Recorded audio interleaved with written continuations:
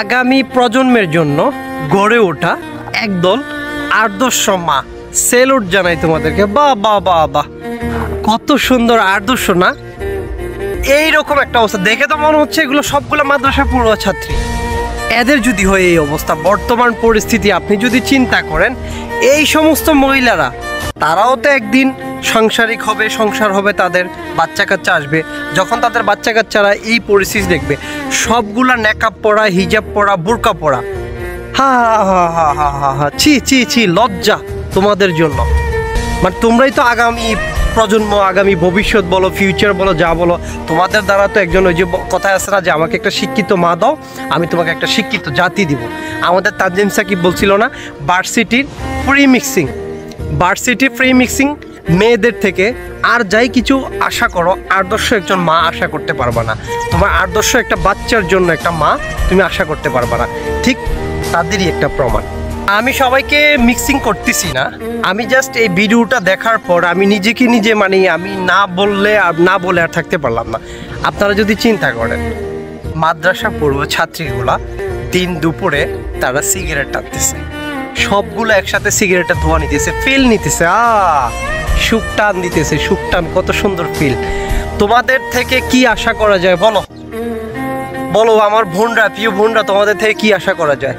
তোমরা কি আদর্শ মা হিসেবে গড়তে পারবা? হ্যাঁ, তোমাদের থেকে আমরা কি এটাই আশা করতে পারলাম? একজন নারীর সৌন্দর্য বৈশিষ্ট্য হচ্ছে তার সদাচরণ, তার চলাফেরা এবং তার ভালো আচরণ, তার ভালো। দেশে মেধার অনেক ঘাটতি।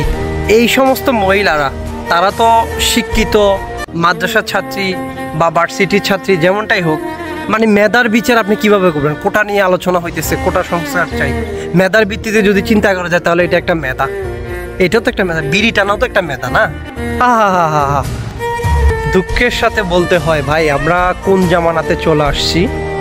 আসলে বলতে গেলে মানে এখনকার বর্তমান পরিস্থিতি, ছেলে মেয়ে সবাই সমান। এখন ছেলেরা প্যান্ট পরলে মেয়েরাও পরতে হবে, ছেলেরা টি শার্ট পরলে মেয়েরাও টি শার্ট পরতে হবে। একটা পুরুষ যদি দুইটা বিয়ে করে, একটা নারীরও দুইটা স্বামী লাগবে।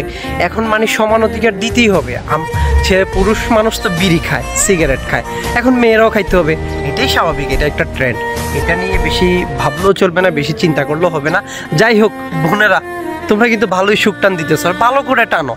একেবারে সরাসরি প্রকাশ্যে আইসা মনে করো যে কি বলবো, ক্যামেরার সামনে ক্যামেরাম্যান ভাড়া করে আইসা, ওই যে তার চাইতে সবচেয়ে ভালো ওই যে আমাদের ড্রপ হুজুর আছে না, ওনাকে বলো যে সুন্দর করে একটা মেসেজ ড্রপ করার জন্য তোমাদের জন্য, তোমাদের উদ্দেশ্যে।